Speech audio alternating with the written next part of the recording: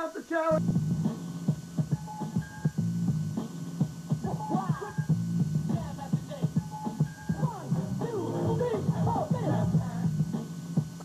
Now, how's it going? It's been a while.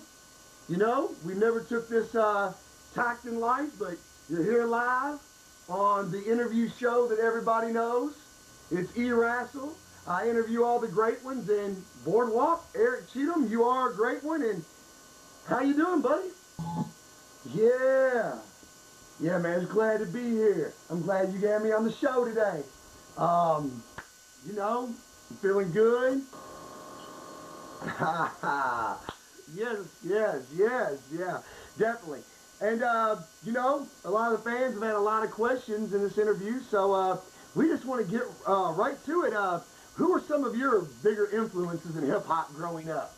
These influences were actually, when you go back to the early era of from 82 down, Symbolic 3, Grandmaster Flash was doing the thing. A lot of R&B groups was cutting back and forth, so a lot of the names folks might not exactly know. You might have came up into the Houdini in 84. You know, a lot of people want to start with Run and D. We was Run and D-ing. You know, basically just, it goes back to like 1978. You know, coming into the 80s, a lot of the groups that people still don't know today, the Skinny Boys, they don't pay attention to Dr. Ice. You know, there was female rappers out there, One and the Like, Finesse and Sequence, the Symbolic 3 I had mentioned earlier. You know, so when it came up to Boogie Down Productions, Erick being Rakim, a lot of people have Jim Jam rejoiced and jumped on the bandwagon from that era, but I'm a hip-hopper from way back, and you know, the proof's in the pudding. Aha, yes, real legends of the game. You must have been an astute student at a very young age to have been involved with hip-hop such as that, unlike some folks we all know. How did you get started yourself from becoming a hip-hop fan, going right into the mix as far as getting on the national scene? Well, that's easy. Me and my dude, Park Place, aka Juice Japan, the Mr. Meeks Express. We both got on board hip-hop at an early young age, and we met in Louisville, Kentucky, right across the bridge in Clarksville, Indiana. At that time, my man Juice was like, you know, it's cool around here, whatever, but I think we need to step into the national scene of things. We both loved hip-hop. We started taking out crews, local cities around our own area, the Cincinnati's, the St. Louis, Nashville, Tennessee, Indianapolis. We would just demolish any peoples in our path, and it was usually the all-black urban clubs, because that's where hip-hop was in those areas only. You couldn't get that at the mall, and so on and so on. So basically, we just started destroying crews in our path, and my man was like, yo, I got some concert promoters that are interested, and from there, you know, we just hooked it up. Yes, yeah. Very, very, very unique and interesting story. I didn't even, a lot of our fans had no idea. That's something that's happened like once in a lifetime, that to take that initiative and that approach. You really were taking a chance, letting the dice fall where they may, and you went out there and got yours.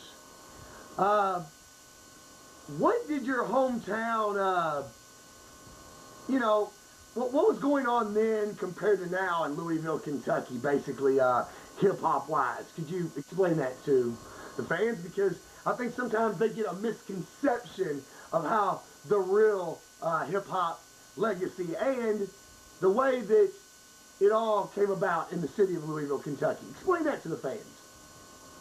You know, we met Professor Griff backstage at one of the biggest rap shows. See, rap shows used to come all the time in Louisville and have like 6 underground acts from mostly New York and Philly.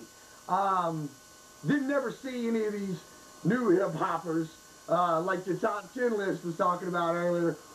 Whew, I love that. That was funny and real at the same time. Funny and 100% real at the same time. But we didn't see any of those hip hoppers back then at the Bardstown Road Cracker Deluxes. I never saw them at Steady B, Cash Money and Marvelous, De La Soul, Boogie Down Productions, Public Enemy, Jazzy Jeff, Run. We went to, me and P Double Park Place Meeks went to all of those venues, ripping, destroying, and meeting and networking with real hip hoppers that used to be in the city of Louisville, but they got older, and then they continued their family life. And I know you folks are still out there, big ups. You are not them fake Bardstown Roaders, and you are not them duty, down south, rim spinning Louisville rappers that talk about crack and broads and the whole nine all the time. So big up to the old veterans. We know, we remember you. Don't fret. But now the state of Louisville, it's just not looking good. It's like the generation gap has been too open, and the ones who are still involved in it, they don't know nothing to teach them suckers. Nothing. They can't teach anything because they've never done it. They're wet behind the ears. Whoa! Whoa, whoa, whoa. So basically, if you're one of the newer generations, the people who are younger, who live in bigger cities, get a real teaching of hip-hop. But here in Louisville, it's just a misconstrued story, and the people who are representing it just aren't really hip-hop at all. I had no idea. I had no idea.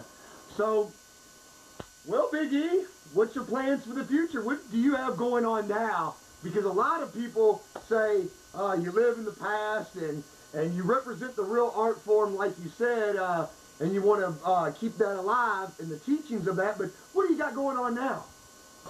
Well, as you know, we had the book that came out. Jeanette Beckman put us in the breaks. You know, I know it's a big sponsor of the show. And when that book came out, it's under Powerhouse Books. I got with Jeanette and I emailed Powerhouse. And from there, it took a little time, but the ball got rolling. They're waiting on my first product. It's going to be coming soon. And I have my book that comes out. And my book is really, really unlike any other book, because what it does is, well, I really can't let that out right now.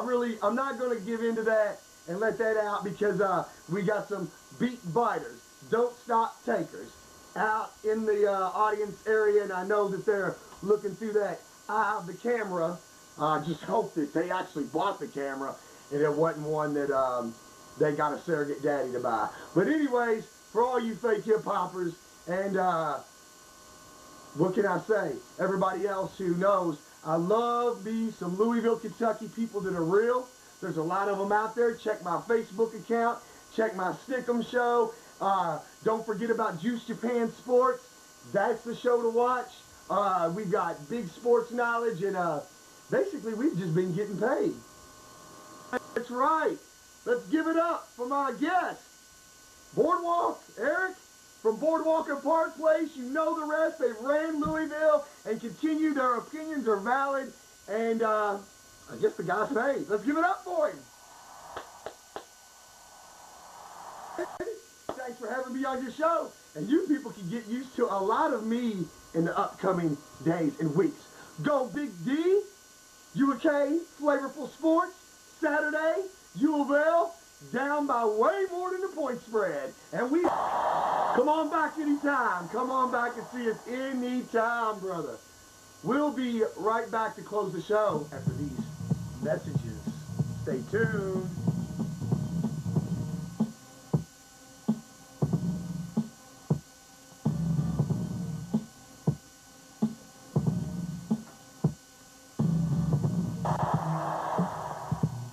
All right. That is our show for tonight. Thank you, Boardwalk Erick, for coming on to the show. Mr. Cheatham, you enlightened us all. Just a little taste. We're going to be looking for our show next week. We're going to have other guests via satellite. You never know. Big reunion talk. And we will see you next week. Check it out.